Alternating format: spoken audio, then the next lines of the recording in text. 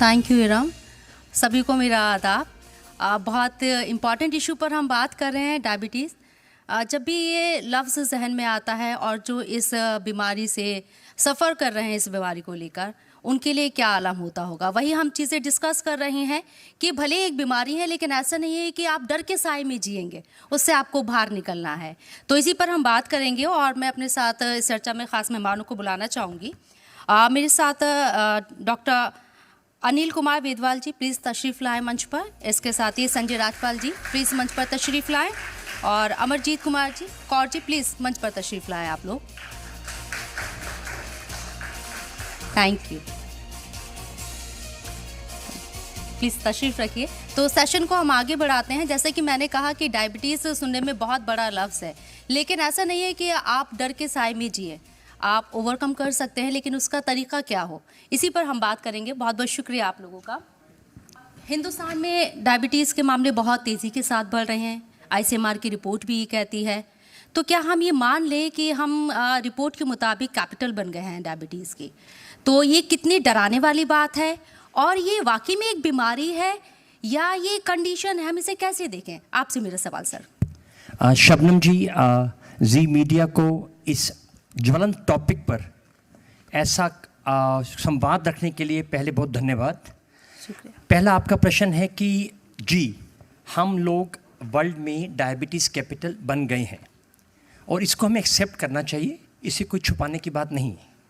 Because हमारा share size of population is 1.4 billion people, तो इसलिए स्वाभाविक है कि कुछ भी ऐसा नंबर होता है हमारा नंबर 1 आ जाता है। बाकी दूसरा पार्ट आपका था कि क्या ये बीमारी है। जो डायबिटीज़ की परिभाषा है जो हम पढ़ते हैं कि diabetes is a clinical syndrome, एक सिंड्रोम है। तो इसलिए सिंड्रोम का पर्पस है कि इसके बड़े सारे सिम्टम होते हैं। तो आपके शरीर में क्या है, एक हार्मोन की कमी है। तो मेरी सोच ये है कि डायबिटीज़ एक हार्मोन की कमी ज़रूर है, बट मैं इसको बीमारी शब्द का यूज़ अपनी परिभाषा में नहीं करता हूँ कभी भी। जी, इसको हमें सबको मिलकर कलेक्टिवली आगे इसको कैसे हैंडल करना है, दैट इज़ द नीड। उसमें डॉक्टर्स हैं, डायबिटीज़ नर्सेज हैं, डाइटिशियंस हैं, न्यूट्रिशनिस्ट हैं, NGOs हैं, सबको एक मीडिया है, सबको एक कलेक्टिवली इसको कैसे मैनेज करना है। इसमें कोई घबराने की बात नहीं है, बट इसको जीतने की बात है। लेकिन वो मैनेज कैसे हो, सबसे बड़ा क्वेश्चन यही है कि हम खाएं क्या? क्या खाना छोड़ दें, हम रोटी खाना छोड़ दें, फ्रूट्स खाना छोड़ दें, करें क्या? डायबिटीज़ से कैसे हम बाहर आए, ये सबसे बड़ा क्वेश्चन है। और मैनेज करने की जो आपने बात कही है, मैनेज करना ही अपने आप में एक बड़ा टास्क है, और वो हर किसी के लिए। हम अपनी रूटीन लाइफ को देखें तब वहाँ मैनेज नहीं कर पाते, और जब आप डायबिटिक हो जाते हैं तो मैनेज करना और भी टफ होता है। मैं चाहूँगी कि अमरजीत कौर जी, आपसे सवाल करना चाहूँगी मैं कि डायबिटीज़ ऐसा क्या हुआ कि 30 से 35 साल के अंदर ये केसेस इतनी तेज़ी के साथ बढ़ गए? और अगर हम बात करें पिछले 4 सालों में 45% इसमें इंक्रीजमेंट हुआ है। ये बहुत हैरान करने वाला है। ऐसा तो नहीं था कि डायबिटीज़ के पेशेंट पहले नहीं होते थे, लेकिन नंबर ऑफ़ केसेस अब बहुत ज़्यादा बढ़ रही हैं। ये क्या है? Thank you so much. My name is Amarjeet. Thank you so much ma'am for inviting me here. एक सबसे पहले मैं आप सबको बताना चाहूँगी कि मैं खुद एक टाइप 1 डायबिटिक हूँ फ्रॉम लास्ट 28 ईयर्स से। व्हेन आई वॉज 7 ईयर्स मुझे टाइप 1 डायग्नोज हुआ था। बहुत सारे सिम्टम्स थे, बहुत प्रॉब्लम्स थी। उस समय तो ये इतना कॉमन भी नहीं था। तो प्रॉब्लम्स की वजह से मैं डॉक्टर के पास गई, चेकअप्स हुए, तो मुझे पता चला कि मैं टाइप 1 हूँ। तो धीरे धीरे एक्सपीरियंस बढ़ता गया। पहले मैनेज करना बहुत मुश्किल हो जाता था क्योंकि मैं बहुत छोटी थी, फैमिली में भी इतना ज़्यादा किसी को नॉलेज नहीं था इस डिसीज़ के बारे में। धीरे धीरे टाइम आगे बढ़ा, जब मैं अपनी टीनेज में आई तो मेरे साथ वो प्रॉब्लम्स बढ़ती चली गई क्योंकि मुझे उस चीज़ की नॉलेज नहीं थी। उतने डॉक्टर्स के पास सिर्फ कंसल्ट करके हम आते थे, डॉक्टर्स ने बताया कि आपको ये लेना है, मेडिसिन्स लेनी है, इंसुलिन लेना है, बस उतना हम करते थे। मतलब जो ओवरऑल हमारे पास बहुत सारी प्रॉब्लम्स आती हैं डायबिटीज़ में, जो मैंने फेस की है अपने 28 ईयर्स में। तो मैं आपको बताना चाहूँगी कि जब मैं अपनी टीनेज में थी, मुझे बहुत सारी प्रॉब्लम्स दिक्कत आई, बट धीरे धीरे धीरे मैंने उसको मैनेज करना सीखा। मैं डॉक्टर्स के पास जाके मेरे क्वेश्चंस, पहले मामा पापा क्वेश्चंस पूछते थे, फिर मेरे क्वेश्चन स्टार्ट हुए कि जब मेरे साथ प्रॉब्लम फेस हुई तो मेरे क्वेश्चन स्टार्ट हुए कि अगर मैं ऐसे करती हूँ, मैं स्कूल जाती हूँ तो मुझे क्या करना होगा, मैं यहाँ जाऊँगी तो मुझे क्या करना होगा, क्योंकि बहुत सारी प्रॉब्लम्स होती हैं। आसपास भी उस समय नहीं पता चलता था कि डायबिटीज़ कोई है, मतलब कोई पहले के टाइम पे ऐसा होता था कि पेरेंट्स छुपाते थे। अगर आपके बच्चे को कोई डिसीज़ है तो पेरेंट्स शाय फील करते थे कि सोसाइटी क्या बोलेगी कि इतने छोटे बच्चे को इतनी बड़ी बीमारी हो गई। तो ऐसा था। धीरे धीरे टाइम आगे बढ़ा, मैंने सीखा, बहुत चीज़ों से सीखा मैंने सोसाइटी। मुझे लगता है कि सबसे पहले अमरजीत जी के लिए तालियां होनी चाहिए। इतना स्माइली फेस के साथ इन्होंने अपनी बात यहाँ पर रखी है। ये गट्स होने चाहिए और ये दिखाता है कि डरना नहीं है, आगे बढ़ते रहना है। मेरा सवाल संजय राजपाल जी आपसे है, योग अगर हम बात करें डायबिटीज़ की, तो आपको कहा जाता है कि भाई आपकी जो लाइफ स्टाइल है वो बहुत ख़राब है, उस वजह से आप इसके पेशेंट हो रहे हैं। इसमें योगा को हम देखें तो योगा कैसे इसमें अपना रोल प्ले करता है, एक्सरसाइज का क्या इंपॉर्टेंस है? सर मैं आपके पास आऊँगी बस। शबनम जी, लाइफस्टाइल का नो डाउट एक बहुत बड़ा रोल है और योगा का भी एक इसमें एक अहम रोल है। जहाँ तक सवाल है कि हम जब भी डायबिटीज़ मैनेजमेंट की बात करते हैं, हम कहते हैं कि diet plus exercise plus medicines, तो देयरफॉर ये कलेक्टिव अप्रोच है। और इसलिए योगा, जैसे योगा के वैसे भी हम हमेशा बात करते हैं कि इसके बहुत फ़ायदे हैं, चाहे उसके लिए जब फ़ायदे हैं तो डायबिटीज़ के लिए और ज़्यादा फ़ायदे हैं। चाहे हमारी शरीर की फ़िटनेस है, चाहे हमारी लेथार्जी को दूर करने के लिए है, हमारे पेनक्रियास को स्टिमुलेट करने के लिए है, हमारी मेंटल हेल्थनेस के लिए है। तो आई विल से कि कलेक्टिव इतने सारे फ़ायदे हैं कि उसके ऊपर एक सेपरेट चर्चा हो सकती है। तो योगा का इतना अहम रोल रहेगा, चाहे छोटे बच्चे हैं, चाहे मिड एज हैं, चाहे बड़े हैं, सभी के लिए एक योगा अपने आप में एक डायबिटीज़ मैनेजमेंट में एक मिसाल है। जी अनिल कुमार जी, मेरा सवाल आपसे, योग ध्यान फाउंडेशन बच्चों के लिए कैसे मदद करता है? सबसे बड़ी बात कि 25% बच्चे ऐसे हैं जो डायबिटीज़ के पेशेंट हैं, ये बहुत बड़ा नंबर है, और आप इसको कम ओवर करने के लिए कैसे काम करते हैं? Thank you. सबसे पहले तो धन्यवाद देना चाहूँगा तारिक जी का और जी मीडिया का, जिन्होंने हमें इनवाइट किया और इस प्लेटफॉर्म के द्वारा एक अच्छा मैसेज हम दे सकें। और टाइप 1 जब बच्चों की आपने बात करी तो एक्चुअली इंडिया में देखा जाए ना कि बच्चों की जैसे अभी आज पूरे सेशन में जितना टाइप 1 को लेके बात हुई है, इतनी ही नॉलेज टाइप 1 की इंडिया में है, जबकि इसकी बहुत ज़्यादा होनी चाहिए। टाइप 1 मैम, योगदान फाउंडेशन ने सन 2009 में स्पेशली फोकस देना स्टार्ट किया था मात्र 2 बच्चों से, जब पता चला कि उनको टाइप 1 डायबिटीज़ है और किस तरीके की समस्याएं उनके सामने आ रही हैं उनको मैनेज करने के लिए।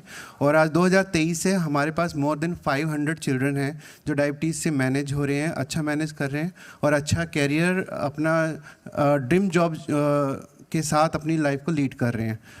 तो सबसे पहले जब टाइप 1 डायबिटीज़ किसी बच्चे को होती है तो पहला तो इशू यही हो जाता है, जैसे अमरजीत ने बताया कि कितने समस्याएं सामने आई कि मेरे ही बच्चे को क्यों, मेरा ही बच्चा, क्योंकि बड़ों की हम आए दिन सुनती हैं कि 40 साल में डायबिटीज़ हो गई, 42 साल में हो गई, और वहाँ पर भी अक्सर यही होता है कि मैनेज करना। अब हो गई है तो हो गई है, अब आगे बढ़ो ना, उसको लेके चलोगे तो तुम एक रबड़ बैंड की तरह वापस ही खींचते जाओगे उसी पॉइंट से जिससे खींच रहे हो। तो यही समस्या जब बच्चे को होती है टाइप 1 डायबिटीज़, तो पेरेंट्स भटकना स्टार्ट कर देते हैं कि कहीं इलाज मिल जाए, हमारा बच्चा ठीक हो जाए। क्योंकि जब पहला कि जब डायग्नोज होता है डॉक्टर से मिलते तो वो कहते हैं 4 बार शुगर चेकअप मैंडेटरी है डेली।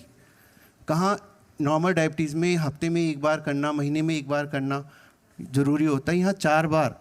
और 4 बार की जब वो कॉस्टिंग की पूछती हैं तो 50 रुपये पर टेस्ट, 200 रुपये अगर। और डायबिटीज़ कहीं कह के नहीं आती कि आप फाइनेंशियली स्ट्रॉन्ग है तो मैं आपके पास आ रही हूँ, या फाइनेंशियली वीक है, कहीं भी हो सकती है। रिक्शा चालक बच्चे को हो सकती है, ऑटो वाले को, मजदूरी वाले फैमिली में हो सकती है। तो ये एक स्ट्रेस का काम यहाँ से स्टार्ट हो जाता है, फैमिली स्ट्रेस। बच्चे को आगे पढ़ाएं ना पढ़ाएं, स्कूल भेजने में डर, सोसाइटी में डर, लड़की है तो लॉन्ग टर्म के डर, फ्यूचर की, शादी कौन करेगा। वैसे ही एक एजुकेटेड होना अलग बात है, टाइप 1 बच्चे को हो जाती है। फिर सेकेंडली शुगर चेकअप के साथ साथ इंसुलिन, क्योंकि आज के टाइम पे डॉक्टर्स को भगवान के रूप में देखा जाता है। डॉक्टर ने जो इंसुलिन लिख दी वो आंख बंद करके लेनी पड़ती है, चाहे वो उसकी कॉस्ट 70 रुपये से स्टार्ट होती हो, चाहे 700 रुपये से स्टार्ट होती हो। तो कॉस्ट बहुत इफेक्टिव है। जब बच्चे का पता लगता है कि इंसुलिन देने में 4-5 हज़ार का खर्चा है, तो बच्चे की डायबिटीज़ से उसका ध्यान हट जाता है, इश्यूज फाइनेंस पे आ जाते हैं और फिर साथ साथ डाइट का इशू आ जाता है। तो ये एक ऐसा स्ट्रेस है कि बहुत ही कम होता है, जो जहाँ पे फाइनेंशियली प्रॉब्लम होती है वो बच्चों को ज़्यादातर छोड़ देते हैं, या तो ईश्वर के भरोसे छोड़ देते हैं या सोसाइटी में। इवन हमने ऐसे भी केसेस देखे हैं जो गांव से शहरों में छोड़ के चले जाते हैं।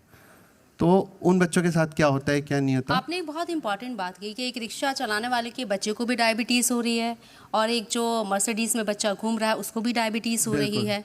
हम अपनी जब लाइफ स्टाइल की बात करते हैं तो जाहिर सी बात है, जो एक रिक्शा चलाने वाला रिक्शा चलाने वाले का जो बच्चा है उसकी लाइफ स्टाइल अलग है, और जो एक मर्सिडीज़ में घूमने वाला बच्चा है उसकी लाइफ स्टाइल अलग है। लेकिन कॉमन चीज़ क्या है कि दोनों डायबिटिक पेशेंट है।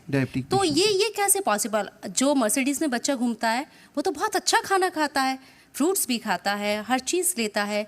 हो सकता है जो रिक्शा चालक है उसका बच्चा फ्रूट्स ना ले पाता हो या बहुत सारी जो ज़रूरी चीज़ें हैं वो ना खा पाता हो, ये कैसे? देखिए, पहले तो चीज़ें इसको फूड से अलग करिए, इसका फूड से कोई रिलेटेड नहीं है।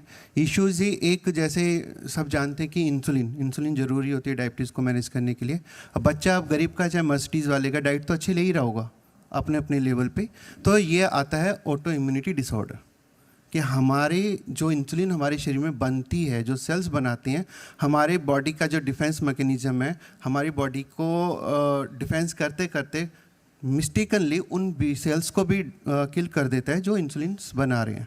अब वो किल होना स्टार्ट हो गए हैं। फॉर एग्जांपल है कि आपने गलती से एक कमांड फोटोकॉपी की ऐसी दे दी जो आपको नहीं चाहिए थी।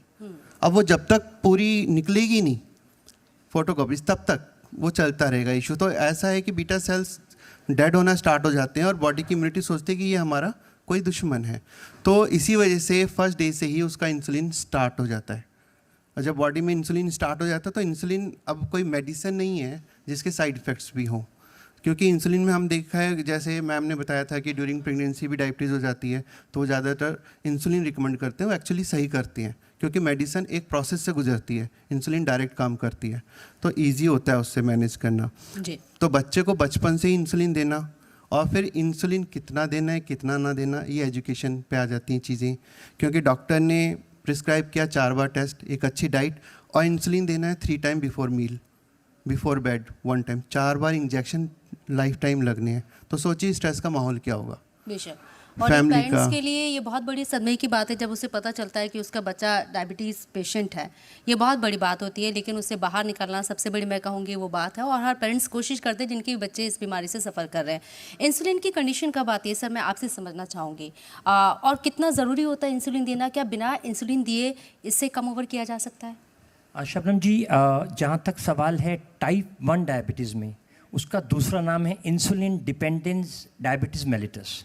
तो उनको तो देखिए इंसुलिन देनी ही देनी है, वो उनकी पूरी लाइफ की फ्रेंड है। जहाँ तक सवाल है, कुछ टाइप 2 डायबिटीज़ में भी इंसुलिन देनी पड़ती है अगर उनकी डायबिटीज़ टैबलेट से कंट्रोल नहीं हो रही है। तो जहाँ तक सवाल है कि टाइप 1 में अभी तक इंसुलिन का कोई सब्स्टिट्यूट नहीं है, वो आप पेन से दें, सिरिंज से दें या इंसुलिन पंप से दें, बट देना मस्ट है। ये ज़रूर है कि इंसुलिन की डिफरेंट बेटर फॉर्म्स आ रही हैं।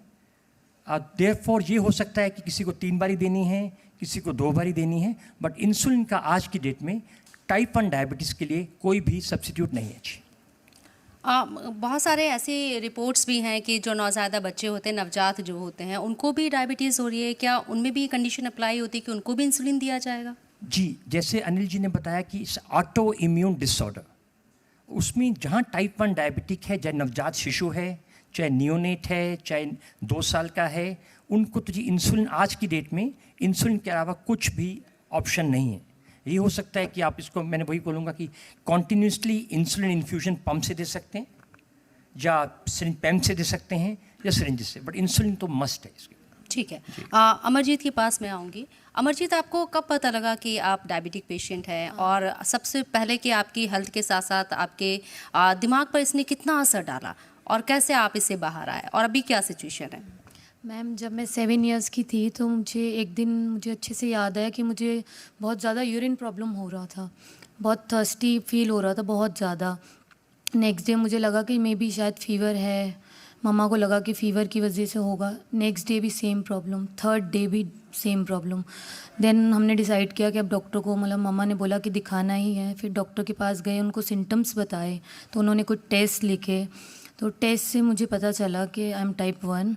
तो मैम उस समय तो मुझे तो नहीं पता था आई वॉज वेरी स्मॉल, मुझे नहीं पता था कि कैसे मैनेज करना है। और मतलब उस समय की बात है कि जैसे फैमिली में, मतलब अब थोड़ा सा मैनेज करना मे बी ईजी भी हो जाता है। पहले मैनेज करना बहुत ईजी था, ईजी नहीं होता था, सॉरी, कि मतलब सब लोग खा रहे हैं और मैं अचानक से हर चीज़ खाना छोड़ दूं, तो मेरे लिए ये बिल्कुल पॉसिबल नहीं था। बहुत दिक्कत आती थी।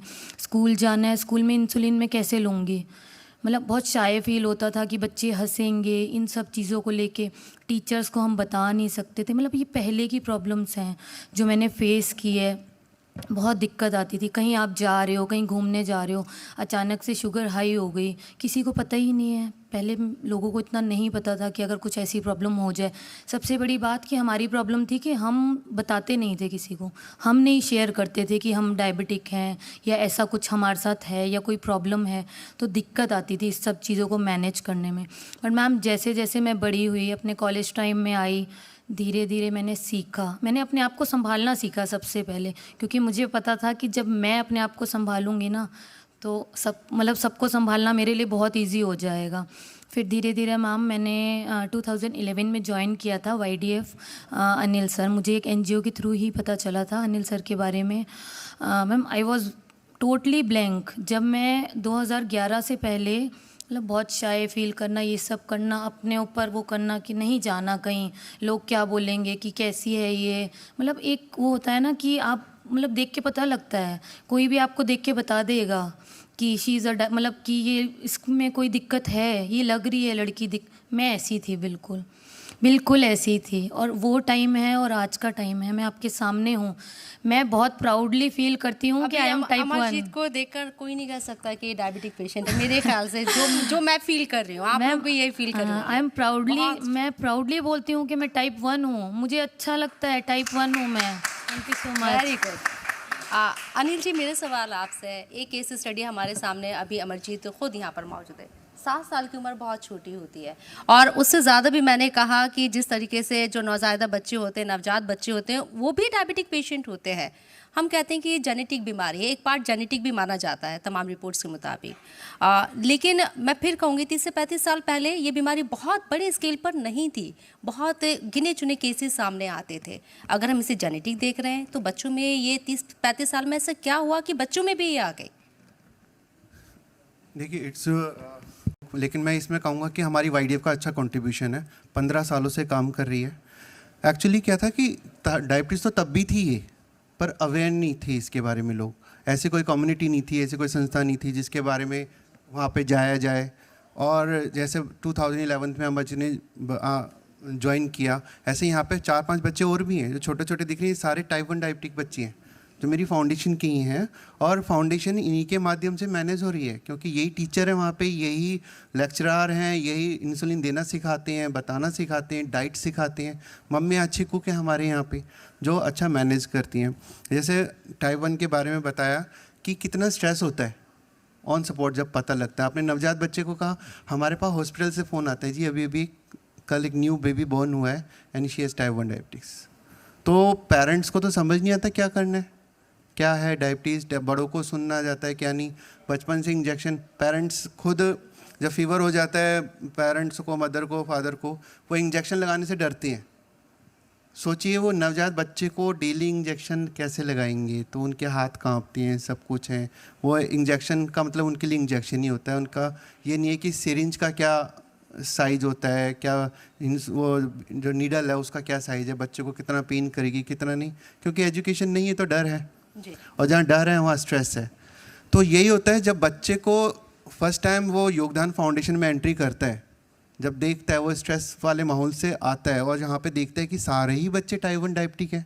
वो रिसेप्शन में बैठा वो टाइप 1 है, एजुकेशन दे रहा है वो टाइप 1 है, वो नेशनल चैम्पियन है वो भी टाइप 1 है, सिंगर है वो भी टाइप 1 है, और क्यों एंजॉय कर रहे हैं ये, क्या इनको दुख नहीं है? तो ये माहौल उनको एक तरीके से मेंटली चेंज कर देता है कि नहीं, मेरी लाइफ ये नहीं है जैसे अमरजीत ने बताया कि वो नहीं है जो 2011 से पहले थी, वो है जो आज है। तो यही चीज़ है कि फर्स्ट डे ही उनको वो सारी फाइनेंशियल सपोर्ट दी जाती है, free medication, insulin, strips, syringes, ताकि उनका एक फाइनेंशियल इशू ख़त्म हो जाए कि स्ट्रेस नहीं है अब मेरे बच्चे पे। और बच्चा 10 साल का इतना बड़ा हो जाता है कि वो फील करने लगता है कि मेरे पापा पे मैं बर्डन हूँ, क्योंकि मेरे लिए एक्स्ट्रा मार्केट में जाते हैं, मेरे राशन का आधा राशन मेरी दवाइयों पे लग जाता है, तो महसूस करता है कि मैं फादर पे बोझ हूँ, फैमिली पे बोझ हूँ। लेकिन जब पता लगता है ये जिम्मेदारी योगदान फाउंडेशन ने ले ली है, तो वो लगता है कि नहीं, अब मैं एक्सेलरेट करूँगा, अब मैं आगे बढ़ूँगा, अपनी फैमिली में चेंजेस लेके आऊँगा। जब कोई बीमार होता है तो एक टाइम पीरियड के बाद वो अपनी फैमिली के ऊपर एक बोझ की तरह हो जाता है। जाहिर सी बात है कि बहुत सारे लोग अफोर्ड नहीं कर पाते हैं कि उसका खर्चा, उसकी दवाई का खर्चा वो मैनेज कर पाए। लेकिन यहाँ योग ध्यान फाउंडेशन ये कर रहा है, ये अपने आप में काबिल तारीफ़ है। जो एक बच्चा अपने माँ बाप के लिए बोझ है, लेकिन वो योग फाउंडेशन के लिए, योग ध्यान फाउंडेशन के लिए एक मैं गिफ्ट कहूँ या एक जिम्मेदारी कहूँ, कैसे देखूँ? मैम इसे प्यार ही कहिए, क्योंकि हम जिस प्यार से सेवा करते हैं वही बच्चों के अंदर डालते भी हैं कि अगर कोई टाइप 1 कहीं भी मिल जाता है आपको इंडिया में किसी कॉर्नर पे और आप वहाँ मौजूद हो, तो समझो योगदान फाउंडेशन मौजूद है। आप उसका वही ख्याल रखो जो हम आपका ख्याल रखते हैं, क्योंकि वो सपोर्ट अगर उसको उसी वक्त वहीं से स्टार्ट हो जाएगी तो उसको पता लग जाएगा कि यस, पेरेंट्स, खुदा और कोई और भी है जो मेरे को देख सकता है, गाइड कर सकता है, रास्ते पे लेके आ सकता है। आज जिन्होंने हमें 15 साल पहले ज्वाइन किया था, वो हार्ट स्पेशलिस्ट के साथ काम करते हैं, डॉक्टर हैं, इंजीनियर हैं, आर्किटेक्चर हैं। अभी लास्ट लंदन घूम के आए हैं बच्चे, कनाडा में वर्किंग कर रहे हैं। तो ये एक अचीवमेंट्स है टाइप 1 वाले बच्चों के लिए कि वो ये ना सोचें कि अगर उनको बचपन में डायबिटीज़ हो गई है तो लाइफ चेंज हो गई है, ख़त्म हो गई है। नहीं, हो जाएगा। जस्ट यूनिट का हिसाब है, 24 घंटे में 5 मिनट लगते हैं आपको पूरे दिन की डायबिटीज़ को मैनेज करने के लिए। 30 सेकंड से लेके 1 मिनट तक शुगर चेकअप करनी है, कितनी शुगर आई है उसके हिसाब से अपनी करेक्शन डोज लेनी है। हार्डली 2 मिनट खर्च होते हैं एक दिन में एक मील के लिए। तो ये 6 मिनट के लिए हम अपने 24 घंटे क्यों बेकार करें? तो 6 मिनट को दूर हो जाओ करके, हट जाओ, अपनी लाइफ को वैसे ही इंजॉय करो। खाना पीना नो रिस्ट्रिक्शन। कहते हैं हम बाहर नहीं जा सकते, जैसे इन्होंने बताया कि हम गांव नहीं लेके जा सकते थे बच्चों को, रिश्तेदारी में कहीं बच्चा हाइपो में ना चले जाए, हाई पे ना ले जाए। उनकी ये मिथ को तोड़ने के लिए हम उनको आगरा लेके गए घुमाने, हर वंडरलैंड पे लेके जाते हैं, जहाँ पिकनिक करते हैं, मतलब जहाँ बोलते हैं बच्चों चलो, कौन सी जगह जहाँ नहीं जा सकते, सारे बैरियर तोड़ो, क्योंकि लाइफ में आज़ादी इंपॉर्टेंट है और आज़ादी ही क्योर है, आज़ादी ही मैनेजमेंट है। बिल्कुल, इन चीज़ों से हटो। और मैं यही कहूँगी कि भगवान में हम आस्था रखते हैं, खुदा में हम आस्था रखते हैं, लेकिन हम अपनी आंखों से नहीं देखते, उसे हम फील करते हैं। लेकिन अगर ज़मीन पर किसी को भगवान कहा जाए तो वो हमारे डॉक्टर्स हैं, जो हमेशा हमारे साथ रहते हैं। हमारे जब भी हम बीमार होते हैं उन्हीं के पास जाते हैं। और जिस तरीके से योग ध्यान फाउंडेशन काम कर रहा है वो किसी फरिश्ते से कम नहीं है। तो तालियाँ इनके लिए बजानी चाहिए मुझे लगता है। और इसी के साथ मैं समाप्त करूँगी। बहुत बहुत शुक्रिया आप लोगों का, और बहुत बड़ा ये इनिशिएटिव है जिस तरीके से योग ध्यान फाउंडेशन काम कर रहा है। और अमरजीत हमारे सामने बहुत बड़ा एग्जाम्पल भी है, और सर आप भी जिस तरीके से आप अवेयर कर रहे हैं, बहुत बहुत शुक्रिया। Thank you so much.